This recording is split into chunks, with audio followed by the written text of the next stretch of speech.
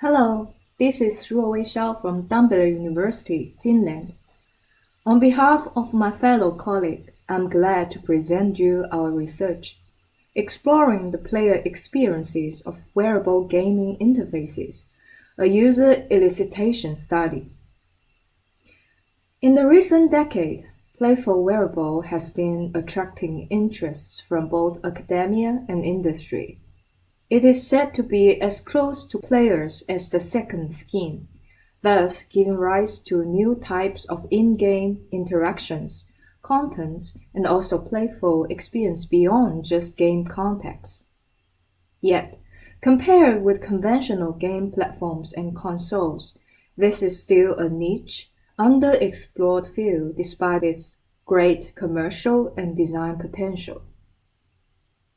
Our research goal is to gain first-hand understanding about the user experience of playful wearables from evidence-based studies, provide actionable knowledge and recommendations for guiding design practices, thus ultimately facilitating the design and development of novel playful wearables.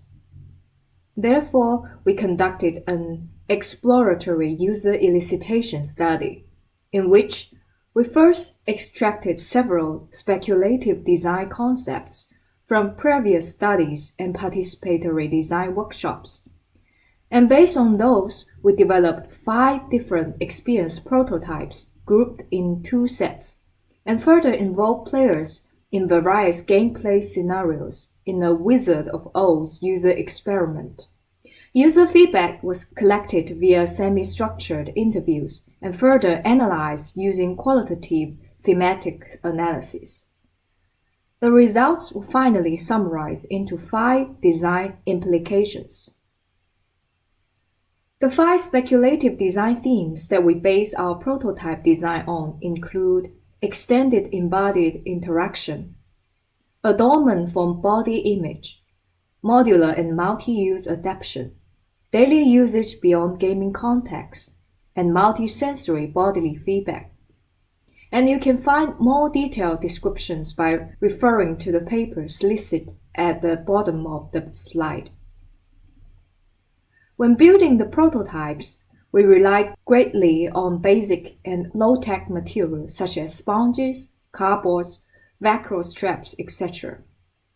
It is specifically beneficial and allows flexible investigation in an early exploratory stage when dynamic user interactions and diverse contextual factors were involved. For example, in our first set of experience prototypes, there were 4 different playful wearables tested in one single RPG-style game. By contrast, there was only one prototype in the second set, which can be paired with different external accessories though, and it was tested in 4 different types of games respectively. These 2 sets of prototypes were designed with different experiment purposes and reflected on different design themes. In total, we invited 15 participants with diverse game experiences. Each participant in turn took part in both 2 test sections. The picture shows one of our participants when she was wearing the glove form wearable to play a game Gesture Ninja. The participant was asked to perform a sequence of gestures within limited time to cast a spell in the battle. We inserted a disposal heating pad inside the glove to simulate a thermal feedback so that it will make the participant feel more realistic as if she was casting a real fireball. After each experiment session, there would be a semi-structured interview. The interview included both general questions like how was your gaming experience, which game or prototype you like or dislike most, etc. And oriented questions like what do you think about the thermal feedback, so as to elicit user feedback towards specific design themes and features. All the user interviews were audio and video recorded. The contents were later transcribed and analyzed line by line following a qualitative thematic analysis method. Two of the authors coded the transcribed contents independently, and wherever there was a discrepancy, the third author came in and arbitrated until the whole research team settled at a consensus. The coding process resulted in 285 codes in total, from which 21 main themes with 67 subtopics emerged. These themes were further grouped to generate affinity maps based on the strongest connection among the most frequently overlapping codes. Ultimately, 5 design implications were interpreted from the maps as our major findings, as listed here. And I'll only expand a little bit on our 5th implementation.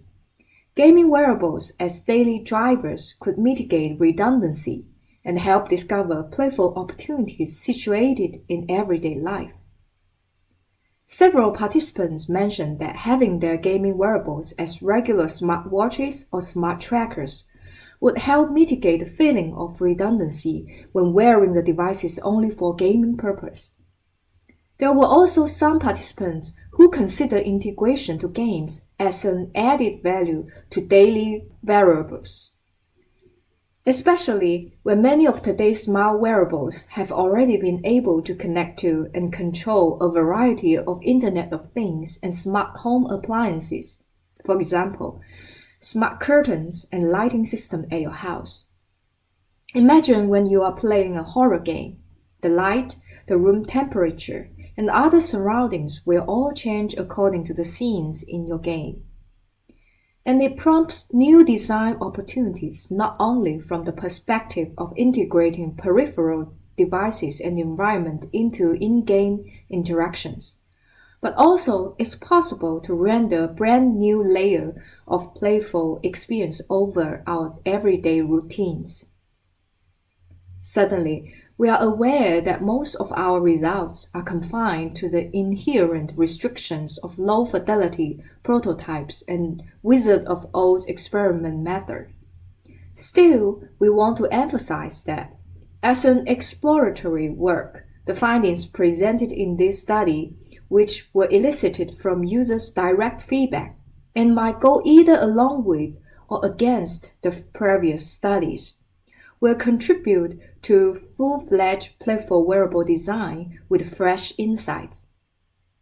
Please find more details in our paper, and we are always looking forward to any in-depth discussions in the Q&A session. Thank you for your attention.